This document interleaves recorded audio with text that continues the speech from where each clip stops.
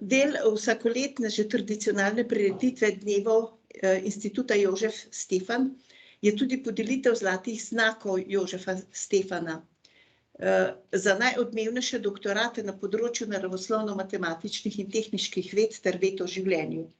Dobitniki dr. Pavel Kos, dr. Žiga Kos in dr. Matija Gatalo so tokrat z nami in kot mladi znanstveniki, strokovnjaki bodo delili svoje izkušnje in poglede tako na oceno svojega dela in tudi na širša, bomo rekli, družbena vprašanja. Dr. Pavel Kos, naslov vašega dela je Točne rešitve mnogodelčnih kvantnih kaotičnih sistemov. Vi ste teoretični fizik in raziskujete področje kvantnega kaosa. Seveda, to je težko razumljivo za nas laike, zato zahteva tudi nekaj pojasnitev, da nam poveste, kaj v bistvu pomeni kaotičnost kvantnih sistemov oziroma kvantni kaos. Najlepša hvala za besedo. Da povem mogoče malo bolj po domače, kaj sem jaz proučeval. Seveda, proučeval sem kvantne sisteme. Sistemi v naravi se obnašajo kvantno, če so sestavljeni iz zelo majhnih delcev, recimo elektronov ali pa posameznih atomov pri zelo nizkih temperaturah. In potem sem raziskoval, kako so ti kvantni delci, kako se obnašajo, če gledamo, kako se obnašajo v času. In zanimalo nas je, če se ti, recimo, določeni sistemi obnašajo kaotično. V klasični fiziki razumemo kaos kot, recimo, zelo veliko občutljivost na začetne pogoje.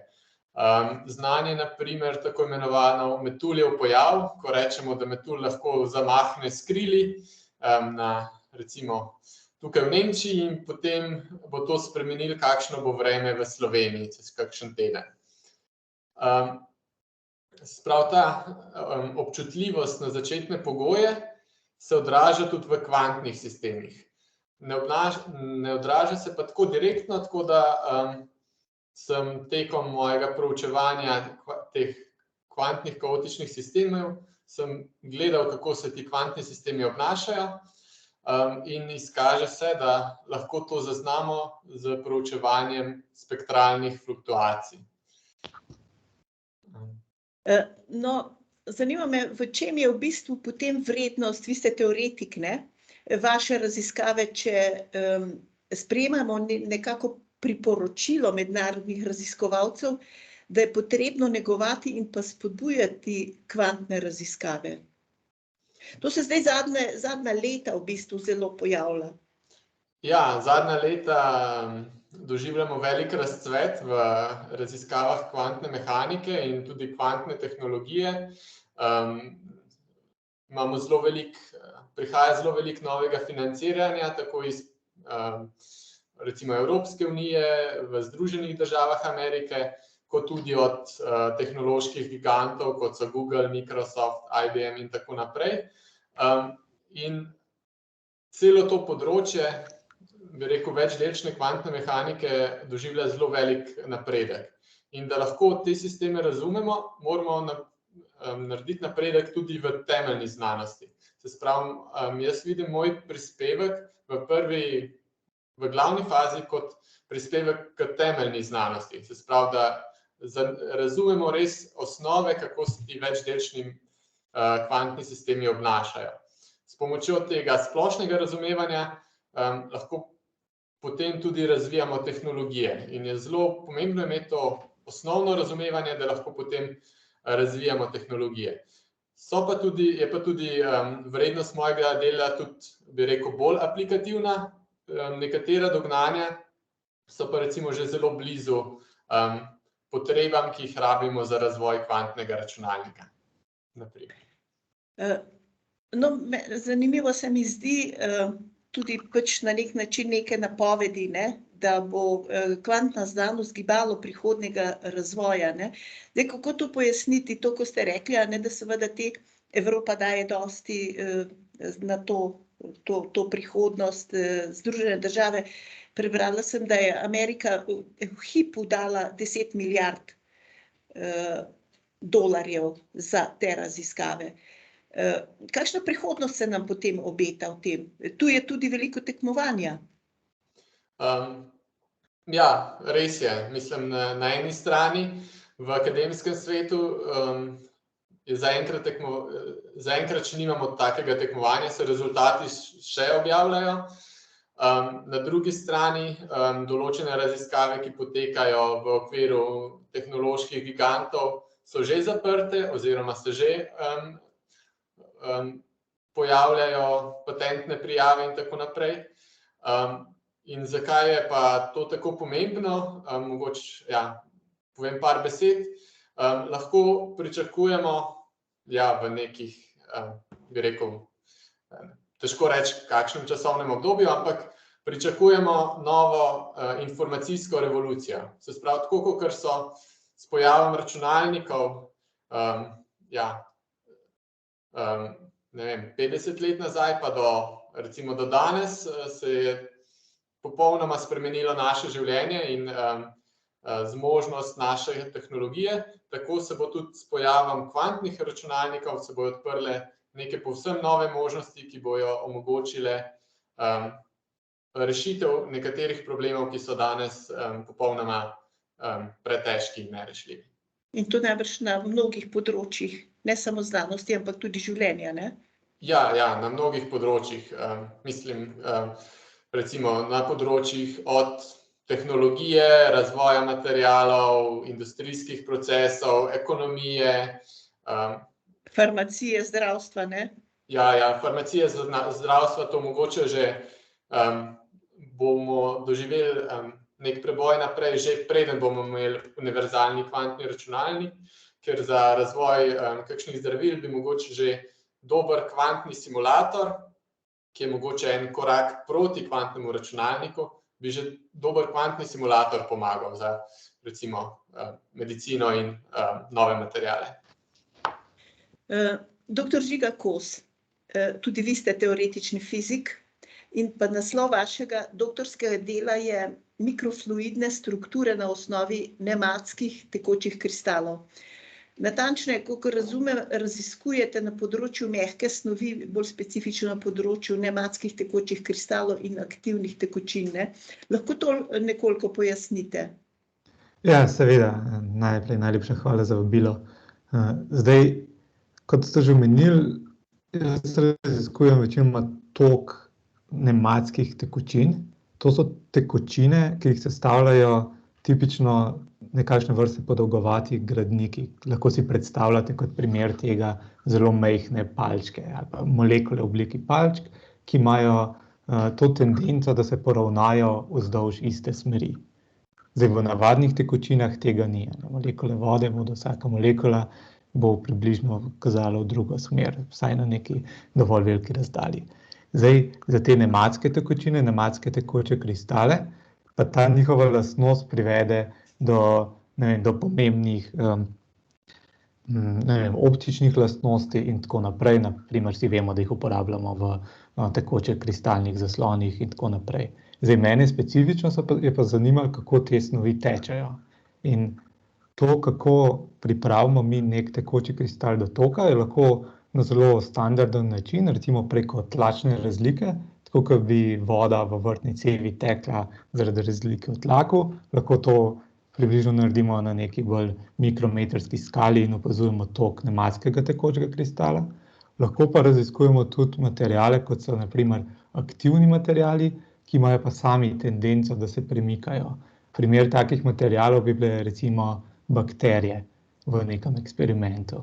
Ali pa še druge, recimo tudi epitelijska tkiva in tako naprej. In pač moje delo se je osredotočalo na to, da sem poskušal v prvi vrsti razumeti takšne materiale kot neke nove materiale oziroma strukturo teh materialov, v drugi vrsti pa sem poskušal najti neke načine, kje bi lahko to uporabili, ne vem, za sestavo, bodisi recimo zdaj pred kratkim raziskujemo, kako bi to v neki robotiki na mikroskali probali uporabiti, ali pa kako bi uporabili takšne materiale za usmerjanje mikroplavalcev, ali pa za generiranje toka kot neko črpalko na mikroskali. No, kot razumem, so pomembni te materiali oziroma ta raziskava v kontekstu širših znanosti o življenju za razumevanje in urejanje materialnih lastnosti bioloških snovi, kot so na primer to, kot ste omenili, celični monosloji in pa mišična vlakna. Vi ste teoretični fizik, a vstopate tudi v polje molekularnih bioloških ved s temi vašimi raziskavami? Zdaj, ja, kot ste rekli, imajo te raziskave relevantnost tudi za biomateriale. Seveda, večino teh biomaterialov je sintetiziranih v nekem eksperimentu v laboratoriju. In to, recimo, če imamo mi zdaj sodelavce, ki izvajajo eksperimente, bodo oni vzeli različne biološke primesi, kot recimo mikrotubule, ali pa mislim, da v originalu so jih sintetizirali iz kravjih možganov in uporabili kinezin in ustvarili te aktivne materiale. Ampak hkrati ima pa to lahko določeno prednost oziroma določen rezultat tudi za različne, ne toliko biološke aplikacije, ampak za razumevanje prav bioloških materialov, kot na primer bakterija, ki plava v slini, v nekem polimeru. In zdaj, kako te bakterije, kako takšni aktivni delci plavajo, je pa neko širše polje, ki ga poskuša celotno to polje aktivnih snovi boljše razumeti. Te raziskave so bazične, ne? Tako, ja. Raziskujete vedno, mislim, tako teoretik, a ne? Raziskuje vedno z neko mislijo, recimo, tudi v aplikaciji?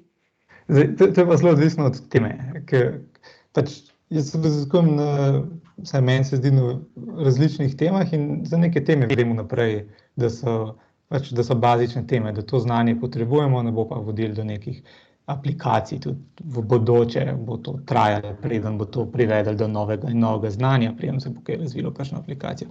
Določene teme pa vemo naprej, da bi lahko bile zanimive. Zdaj, ne točno kot direktno kot neki patenti ali pa kot nek produkt za prodajo, ampak mogoče v razvoju novih produktov, v razvoju novih eksperimentov.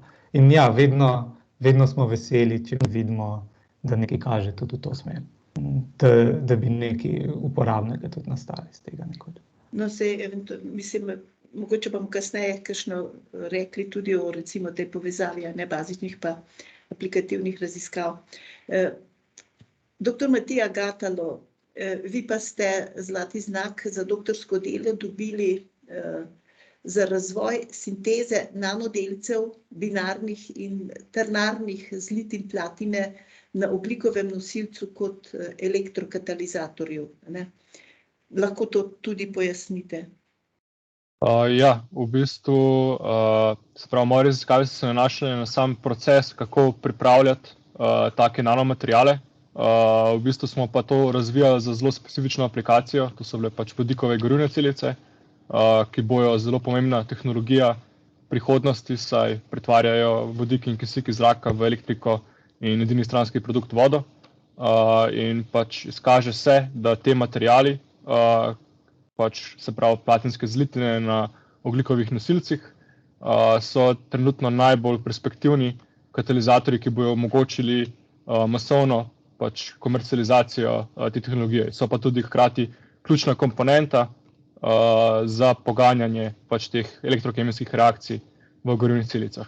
Kar pa morda še manjka, pa je nekako proizvodnih procesov za te materiale, ki ne bi recimo imeli napak, ki bi platino, ki je zelo redka in draga, tudi zelo efektivno uporabljali. Torej, trenutne metode nekako so imele napake in lahko proizvajajo materiale samo z neučinkovito uporabo platine. Medtem ko nekako naš postopek je želel to problematiko na nek način tudi rešiti. Hkrati pa sem se tudi v raziskovalnem delu ukvarjal, se pravi na eni strani na pač proizvodnem procesu, na drugi strani pa tudi razumevanju katalizatorja kot takega. In smo tudi dosti, lahko mogoče nanesete. Ne, saj je zanimivo, ne? Mislim, kako vam je to uspelo, da ste naredili postopek z uporabo izjemno majhne količine platine, ne? Kot ste rekli, je zelo draga, ne? Ja, v bistvu pač glavno je bilo nekako je recimo bil v osnovi smo do neke recimo faze podoben postopek že v našem laboratoriju uporabljali in ta postopek se je razlikoval od pač recimo sorodnih postopkov, ki jih uporablja industrija. In znotraj tega postopka, ki se razlikuje od industrijskega, smo potem našli nekako nov mehanizem nanašanja platine na te ogljikove nosilce, ki nam je omogočil nekako, mislim, že preden smo dejansko dosegli res te vrhunske rezultate, je nekako pokazal v smer, da bi dovoljeval, da bi pač nekako presegli standarde, ki so obstajali do takrat. In potem smo z leti recimo, da pridobili razumevanje, pač razpoznali smo, da pač mehanizem je drugačen, ampak trajalo je pa kar 2-3 leta, da smo tudi nekako sestavili vse koščke in pridobili razumevanje, kaj bi se pravi, bazično razumevanje o tem, kako je ta mehanizem dejansko drugačen od do sedaj poznanih. In zaradi tega smo tudi pač potem še pred objavo patentirali ta proces in tudi nekako smo videli, da je ta proces lahko trenutno seveda je ogromno fokusa na pripravi katalizatorja za konec celice, ampak nekako sam proces pa vodi v neko platformo, ki bi se lahko razširila tudi v drugačne materiale oziroma drugačne katalizatorje. Vse zanimivo, ne? Rekli ste 2-3 leta so eksperimenti trajali, zato je veselje ob tem vašem raziskovalnem in pa prebojnem delu, tudi vaših mentorjev bilo toliko večje, saj ste seveda naredili tak katalizator, kot ste rekli, je tudi, ima zelo aplikativno vrednost uporaben za industrijo, ne? In zato ste ustanovili tudi odcepljeno podjetje ali startup, ne? Ki naj bi tržilo te vaše dosežke, katalizatorske materiale, ne? Se vam zdi to na nek način smela poteza ali je čas zdaj nujen zaradi te potrebe razogljičenja? Je nekako oboje. Pač sam recimo postopek je bil na ravni, ki je nekako primerna, da se začnemo pomikati proti komercializaciji, se pravi, nismo le študirali fundamentalno, kako proces deluje, ampak smo se vedno bolj pomikali tudi v sam inženiring procesa in kako bi lahko dosegali pač večje količine, se pravi proizvodnjo večjih količin. Hkrati pa je tudi sam trg ogljivih celic se začel zbujati in predvsem med to korona krizo je nekako tudi Evropa in tudi svet so nekako razpoznali, da morda ne bomo razogljičili celotnega prometa samo z baterijami in da obstajajo aplikacije, ki jih bodo morale pokriti vodikove tehnologije. In se je začelo tudi iz tega vidika dosti več denarja pomikati v smer vodikovih tehnologij. In smo tudi iz tega vidika razpoznali priložnost, da se v tem trenutku morda ne bo iskalo še več nekako fundamentalne znanosti, ampak da je želja, da pač recimo ustvarjeno znanje se prenese v neke aplikativne rešitve, ki bodo dejansko prišle na trg. No, zanimivo je, da se mi zdi, da ste s tem vašim premikom, stopili nekako v drugo polje, kot da bi začeli nekaj drugega študirati, kakšno ekonomijo ali kaj podobnega, v polje podjetništva. Kako ste se v bistvu znašli tu? Kakšne so recimo vse začetne izkušnje?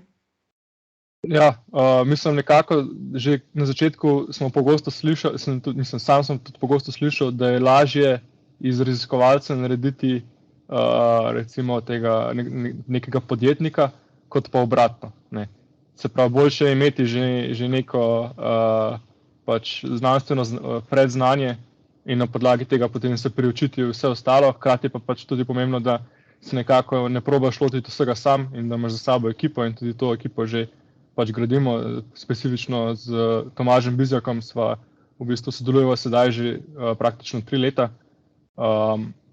Tako da je tudi pomembno nekako, da se v podjetniške vode ne podajaš sam. Ampak začelo se je pa ravno nekako s tem, da smo se začela s Tomažem povezovati, hkrati pa smo se začeli udeleževati določenih tekmovanj. V bistvu to je bila iniciacija, je prišla s Kemijskega inštituta, so nekako prepoznali to, kar počnemo in so želeli, da se prijavimo na rektorjevo nagrado in skozi to rektorjevo nagrado smo se povezali z ljubljanskim univerzitetnim inkubatorjem in tam smo nekako začeli te prve podjetniške delavnice, ki so nas pripravljali na tako imenovan pitching, na pač samem tekmovanju in na tekmovanju smo bili uspešni, smo zmagali in nekako to je bil začetek in od tam smo šli naprej in korakov do danes pa je bilo še mnogo. No. Ne, mislim, to se mi zdi zelo pomembna ta vaša izjava, da je lažje narediti iz raziskovalca, iz znanstvenika, podjetnika, kot pa obratno. Ne? Lažje, ne pa lahko.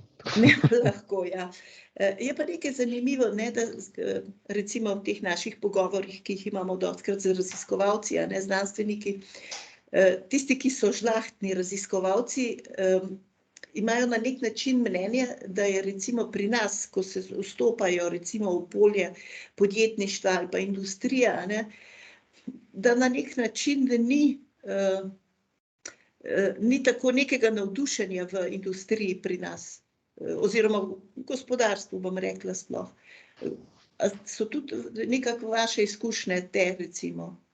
Ja, jaz bi rekel, da mislim, iz izkušenj, ki jih imam do sedaj, se mi zdi, da saj slovenska industrija se drži stvari, ki trenutno delujejo, zelo malo pa gledajo pač proti stvarem, ki bojo morda res relevantne šele čez 10 let.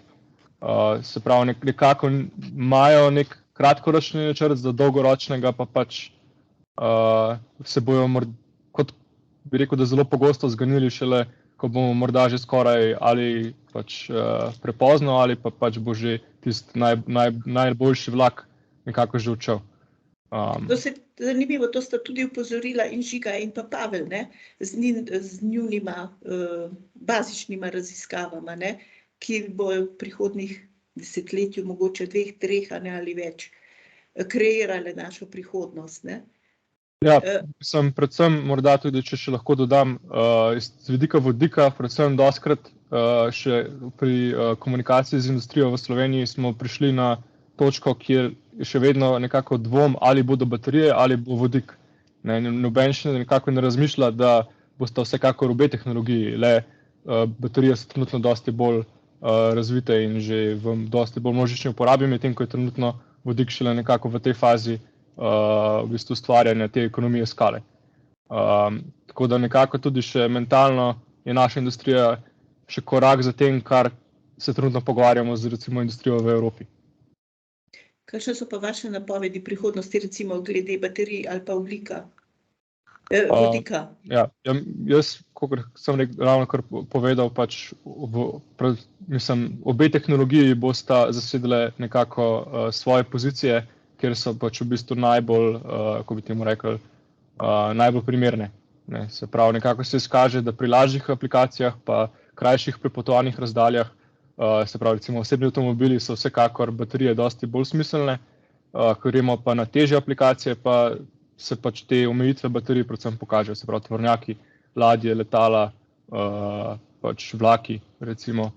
Tam se pa izkaže, da bo v bistvu vodik in gorivne celice nekako dosti bolj primerne za pač to aplikacijo, če jo seveda želimo razogljičiti. Se pravi, da bi tudi pri nas bomo mogli sprejeti to realnost prej ali slej, ne, da ne bomo spet zaplali za... Začeti bi mogli v bistvu počasi postavljati kakšne polnilnice za vodik, ker nekako to je tudi tisto, kar ustavlja industrijo, da bi prišla v Slovenijo, ker nekako ni v Sloveniji trga, ker nimamo niti polnilnic morda, da bi imeli za tovorni promet. Ravno, ko sem bil na Češkem, ne, so v bistvu šele sedaj postavljajo recimo, da prve 3 polnilnice. Ampak vsaj že to je že začrtano in se postavljajo. Ja. In imajo načrt tudi za, ne vem, še 10, pa tudi naprej. Pri nas pa ne vem dejansko, kje so trenutno ti načrti. Super. Veste, kaj zdaj me pa zanima, kaj vi menite, vi vsi trije, vi ste zdaj že uveljavljeni raziskovalci z ugledno nagrado, seveda. Kakšna je vloga mentorjev in pa motivacija, recimo, vztrajanja za vaše raziskovalno delo, recimo pri vašem delu? Kdo bo prvi? Pavel, a boste vi? Ja, lahko. Se mi zdi, da je vloga mentorja vsekakor zelo pomembna. Tudi, ko se pogovarjam z drugimi doktorskimi študenti, se mi zdi, da velik del razlike med odličnimi rezultati in dobrimi rezultati je vloga mentorja. Sprav, če ima mentor motivacijo in željo se potruditi in dati primeren problem in motivirati študenta. Tako da jaz bi vsekako rekel, da je vloga mentorja sploh na začetku raziskovalne poti izjemno pomembna. Žiga, kakšne so pa vaše izkušnje? Ja, jaz se absolutno strinjam s tem, kar je Pavel povedal. Mogoče bi samo še dodal, da je tudi pomembno, ker vsekakor se skoraj pri vsakem doktoratu zgodi, da se kdaj zatakne, da kdaj ne gre, da kdaj hočeš rešiti problem, ki se ga pač ne da rešiti, ali pa vsaj ne na tak način, kot ga poskušaš, in da te mentor potegne ven iz tega in ti reče, da ti da nekaj drug izziv. Kar se pa meni zdaj sicer najbolj pomembno, mislim, ena izmed pomembnejših stvari pri mentorju, tudi potem ob zaključku doktorata, se vsak doktorant tipično znajde v principu kam naprej, pa kako naprej, in tudi nima vseh teh, recimo, mednarodnih stikov, kot jih tipično ima mentor. Mentor lahko zelo dobro svetuje, kam naj se v karieri obrne, ali pa če gre na postdoktorsko raziskovanje, doktorant, kam naj gre, in tudi pač uporabi vse te svoje kontakte. Tako da to se mi zdi tudi pomemben vidik. Matija, vaše izkušnje so? Ja, zdaj imam že zelo malo za dodatno, ampak vsekakor pač ne, če mogoče grem specifično na mojo izkušnjo. Prva je bila, kot omenjeno, da je bilo že neko predznanje zgrajeno pred mano in pač nekako za dosti stvari nisem rabil odkrivati tople vode. Tako da pač sem imel nekako zelo dobro začrtano začetno smer in ne izgubljaš nekako potem časa, da se vrtiš, kot je bilo že omenjeno, okrog problemov, ki morda niso rešljivi. Hkrati so potem še pač povezave, ki jih vsaj na začetku vsekakor nimaš, pa tudi vedno je dobro imeti nekoga, s katerim lahko pač debatiraš o pač samem svojem raziskovanju, in tudi nekoga, ki ti da pač neko mislim, če lahko kar v angleščini rečem, feedback na pač narejeno, ker že nekako, mislim, to je tudi nekako splošno, da že samo če govoriš o problemu, si že nekako prišel do polovice, skoraj do rešitve. Če pa samo razmišljaš pač zadeve v sebi, pa ti to nekako lahko na nekem trenutku ne pomaga več.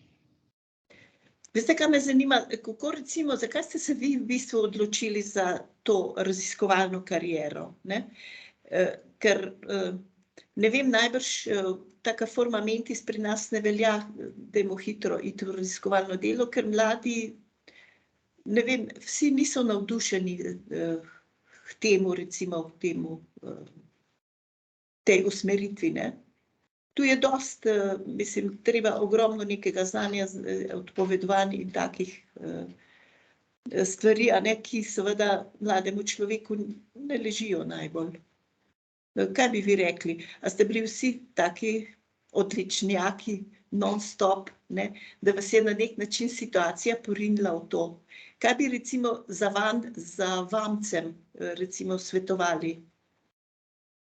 Vašim mlajšim kolegom ali pa recimo, ne vem, študentom na začetku, gimnazijcem in tako naprej. Kdo bo zdaj? Kaj, Žiga? Da ne bo Pavel začel. Da ne bo vsaj vedno Pavel začel. Jaz vem se to, da je lahko pač raziskovalna kariera na nek način Ja, tako kot ste rekli, da rab kar nekaj odrekanja, ampak je lahko to zelo nagrajujoče, ne, ker v akademskem svetu imamo tipično veliko svobode pri izbiri problemov, ki jih bomo reševali, dokler so te problemi dovolj aktualni in zanimivi, seveda. In tudi moramo pokazati veliko inovativnosti pri tem. In takšno delo je lahko zelo razgibano in zelo zanimivo. Pač tako da vsekakor se mi zdi to zanimiva opcija za poklic, pač za vsakega, ki o tem razmišlja. Zdaj, mogoče samo zakaj, ja, mene je to osebno, me je pač potegnilo še takoj po magisteriju na fakulteti za matematiko in fiziko, me je raziskovalno delo zelo zanimalo, zato sem se tudi odločil za doktorat, potem pa po doktoratu sem se pa spraševal, kam naprej, in potem sem imel možnost iti v Ameriko, na Tehnološki inštitut Massachusettsa za 2 leti, in mi je bil to zelo velik izziv, tako da me je potem potegnilo še kaj. Tako da, ja, in se mi zdi raziskovalna kariera vsekakor zanimiva pot. Pavel, enako pri vas? Ali imate še kakšne druge izkušnje? Ja, jaz bi rekel, da, moje osebno mnenje je, da ni treba, da vsak postane raziskovalec, da ni neke potrebe siliti ljudi, ki nimajo, kako bi se rekel, naravne želje, ampak se mi zdi, da je neka ta radovednost, da je zelo človeška stvar. In se mi zdi, da kot, če te žene radovednost razumeti svet okoli sebe, je potem raziskovalna pot na nek način zelo naravna. Kot je že Žiga omenil, imamo lahko kar nekaj svobode pri tem, kaj se odločimo, in je to vsekakor velik plus, da lahko pač v okviru neke službe zadostimo tej naši radovednosti. Matija, vi imate kar nekaj teh izkušenj, ampak nekaj se mi je zdelo zanimivo, kar ste vi v enem svojem pač predstavitvi rekli, da vas je izjemno zanimala matematika, ne? Kakšna povezava je zdaj s tem? Ja, tako bom rekel, siguren, na začetku mi je bila matematika zelo zanimiva, sem zelo hitro nekako ugotovil, da morda ne glede na to, koliko se bom trudil, nikoli ne bom res odličen matematik, ne. Medtem ko mi je pa kemija pač šla nekako dosti bolj, se mi je zdelo vse skupaj naravno, ker sem se pač izobraževal na začetku pač o kemiji, in sem nekako potem rekel, verjetno je to smer, v katero moram pač nadaljevati. Potem pa me je seveda presenetilo, kaj vse, ker ne prideš nekako na fakulteto, kaj vse v kemiji obstaja, in je bilo pač skoraj, lahko rečem, naključje, da sem naletel na Gornjo Celico, in sem zelo vesel tudi, da pač se je to zgodilo.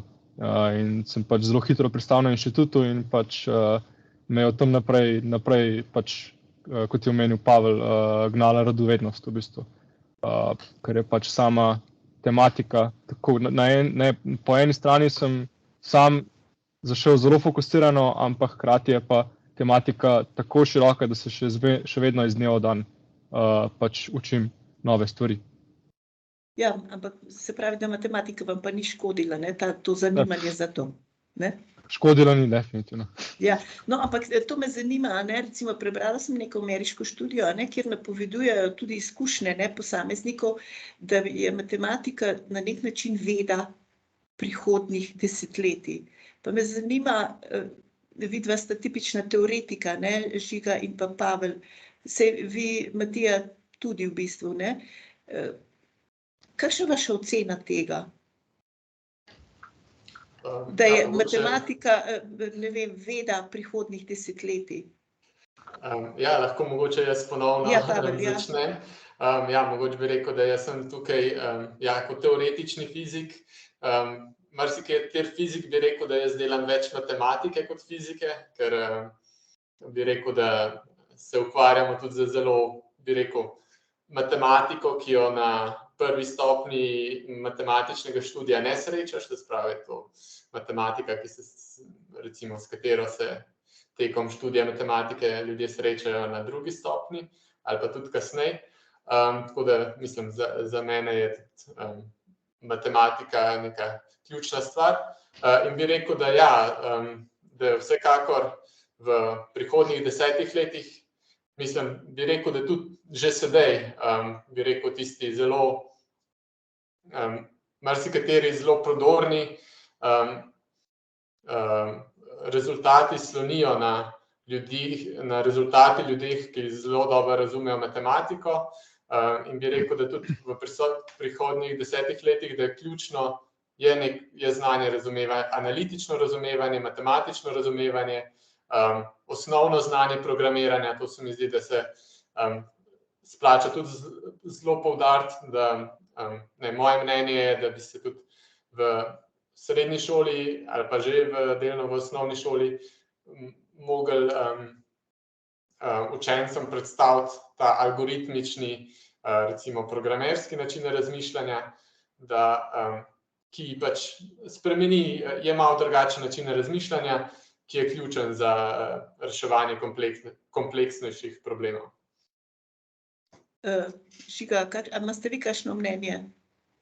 Ja, lahko dam. Ja, za razliko od Pavla, mogoče moje raziskave bolj slonijo tudi na numeričnih metodah, oziroma se bolj naslavljajo na numerične metode, in tudi, kot je Pavel rekel, tudi tam pač je programiranje izjemno pomembno. Širom cele fizike, matematika je izjemno pomembna. In pač pri vsem napredku znanosti, ki se dogaja in se bo dogajal brez matematike, absolutno ne gre in ne bo šlo. Se zanimivo, Pavel, en vaš profesor, ki smo imeli take debate, je zanimivo rekel, da seveda fiziki brez matematike ne morete. To je tako, pravi, kot če vzameš fiziko, matematiko, kot če bi slikarju vzel barve. Se pravi, da matematika daje smisel nekak fizikalnim raziskavam ali pa fizikom. Jaz bi rekel mogoče, da matematika je vsaj del jezika fizike je matematika. Se pravi, tako kot ne moreš komunicirati brez znanja jezika, tako ne moreš delati raziskav v fiziki brez znanja matematike. Zato, ker že samo sporazumevanje med dvema raziskovalcema brez razumevanja matematičnih konceptov, se ne moreš niti sporazumevati, niti razmišljati o nekih konceptih, zato ker te koncepte lahko dobro definiraš samo s pomočjo matematike. Veste, kaj me še zanima, če lahko rečemo kakšno vaše mnenje glede tega komuniciranja znanosti. Zdaj, tu ne mislim jaz na novinarsko delo, ampak danes je svet tak, da seveda so v polje javnosti stopila socialna omrežja, in mislim, da raziskovalci, znanstveniki imate zelo pomembno vlogo tu. Kaj vi mislite o tem? Mogoče lahko jaz tako začnem. Ja, seveda. Mislim, jaz bi vsekako rekel, da je pač trenutno bi rekel, da povprečen človek je zelo zasičen z informacijami in je pač nekako, čez vso to zasičenost je, bi rekel, da stvarmi, mislim, čeprav sem pozitivno vsakič presenečen, koliko ljudi posluša in gleda stvari o znanosti, ampak vseeno se mi zdi, da primanjkuje v vsakem trenutku fokusa za te zadeve. Predvsem seveda, ker se dogajajo tudi po svetu dosti, recimo, da temu bolj alarmne stvari, recimo pandemija in trenutne vojne in pač še marsikaj drugega, in nekako potem imamo občutek, kot da vse, kar poskušamo raziskovalci nekako sporočiti svetu, potem ostane nekje ne predvsem čisto v ozadju, ampak morda vsekakor se pa ne prebije v ospredje. Žiga, kakšno vaše mnenje? Mislim, da je to velik izziv in po eni strani pač komuniciranje javnosti, mislim, da imamo tukaj znanstveniki zelo tako dvojno vlogo. Kot prvo moramo komunicirati svoje raziskave strokovni javnosti, svojim kolegom, ker je pač osnovno merilo, tipično, saj v tej bazični znanosti, pač neke znanstvene odličnosti. Po drugi strani pa seveda je pomembno tudi komunicirati širši javnosti, obveščati širšo javnost, ker tudi vidimo, da po eni strani je pa vseeno tudi velik interes javnosti, da zve kaj se dogaja v znanosti na splošno in kakšni so rezultati slovenskih znanstvenikov. Ja, Pavel, imate vi enak pogled, ali bi kaj dodali temu? Ja, jaz ne bi kaj veliko dodal k temu.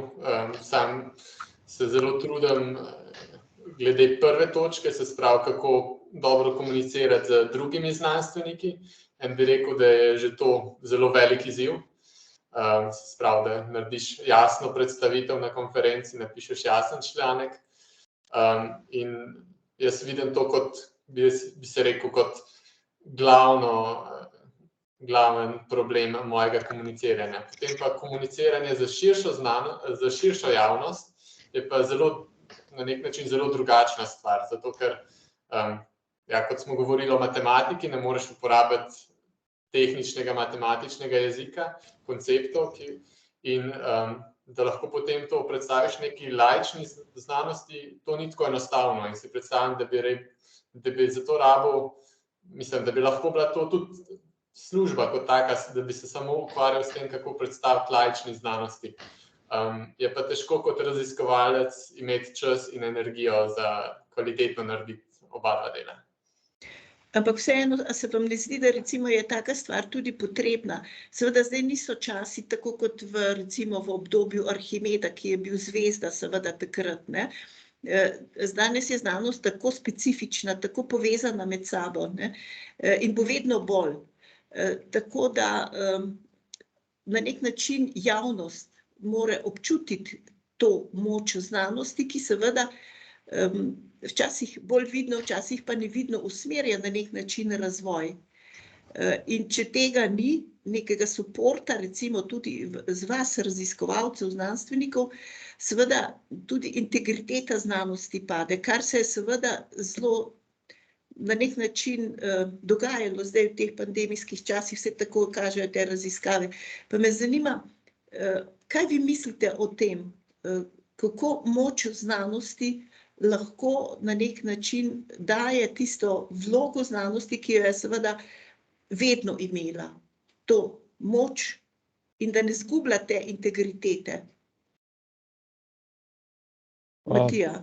Ja, to je, mislim, vsekakor odlična tema za debato, ampak tukaj bi morda izpostavil, recimo, vsi trenutno uporabljamo mobilne telefone, zelo malo ljudi se pa vpraša, kaj vse je bilo potrebno znanosti, zato da je zadeva tako enostavna za uporabo, da je tako intuitivna, in tukaj je mogoče neka problematika, ker je zelo težko vse te zadeve komunicirati, na koncu pa je zadeva tako enostavna, da se niti ne vprašaš, kakšna kompleksnost je v ozadju.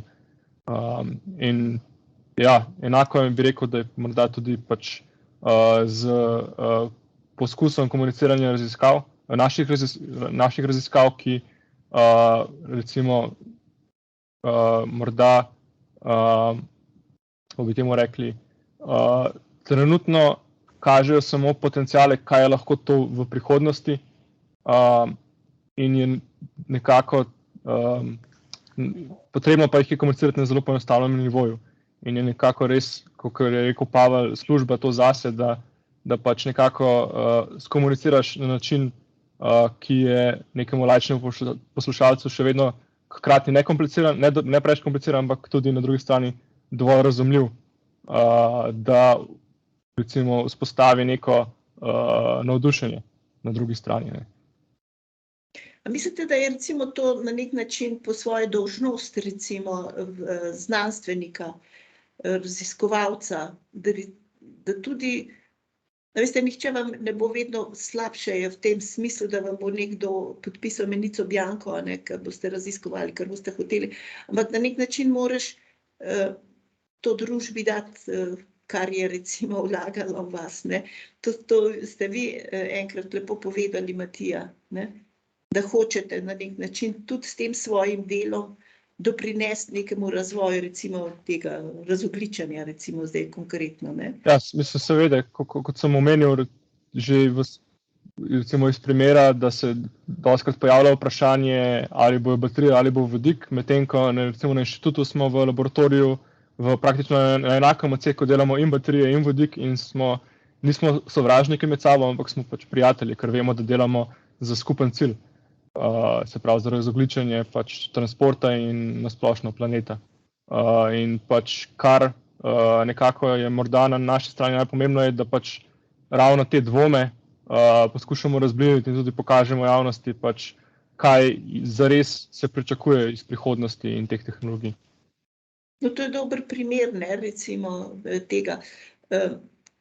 Kaj pa vi mislite, Žiga, je to na nek način tudi dolžnost potem znanstvenika, raziskovalca, da, kot rečemo, sporoči javnosti, a ne, kaj dela, kam grejo njegove misli, kam grejo njegove raziskave, kaj lahko doprinese, recimo tudi seveda na teoretičnih raziskavah? Ja, mislim, da v neki meri je tudi dolžnost seveda obveščati javnost o svojih raziskavah in pač kam peljejo te raziskave. V določeni meri seveda je tudi dolžnost oziroma delo znanstvenika izobraževanje novih kadrov, torej izobraževanje študentov in tako dalje.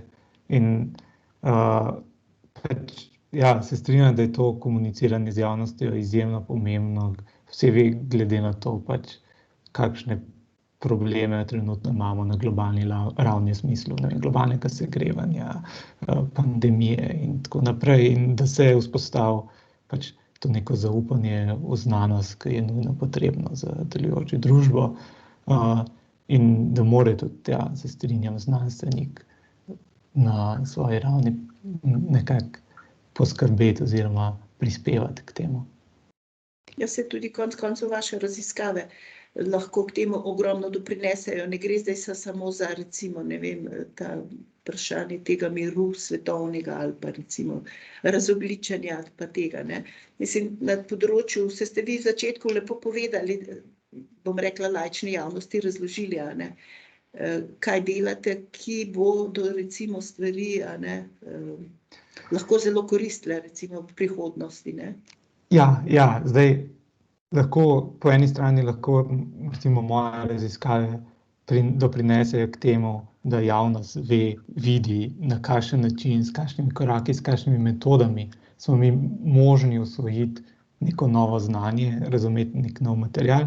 Po drugi strani pa delamo moje raziskave, delamo pa tudi delo naše programske skupine, ki je na odseku F5 na Inštitutu Jožefa Stefana, pa na Fakulteti za matematiko in fiziko, ima tudi zelo močne aplikativne aspekte, torej bo prispeval, ne vem, preko patentov, prek novih aplikacij z nek razvoj znanosti, razvoj tehnologije, ki upamo, seveda bo v prihodnosti pomagala rešitvi tem tudi tehnološkim težavam, ki jih imamo zdaj.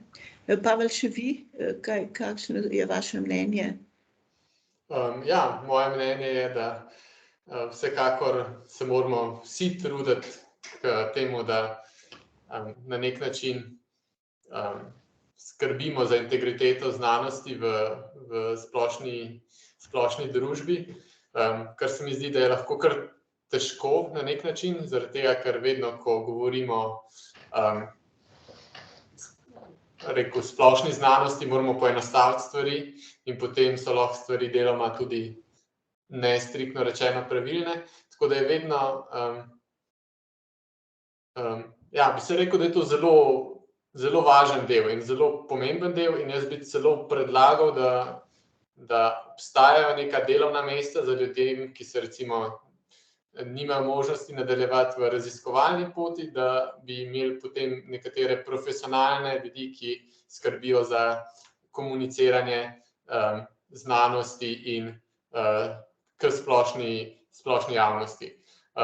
V zadnjih letih so se pojavilo par ljudi, ki delajo videe na YouTube kanalih, ki so postali zelo uspešni in na nek način sploh v mednarodnem merilu nekako polnijo to nišo, se pravi, da zainteresirani splošni javnosti povejo neka nova dognanja, neke znanstvene dosežke. Mogoče je to nekaj, kar v Sloveniji manjka. In potem je vse drugače, če znanstvenik to dela zraven, poleg svoje službe, kakor če je to nek glavni fokus neke osebe, ki ima željo komunicirati splošni javnosti. Ja, hvala vam za ta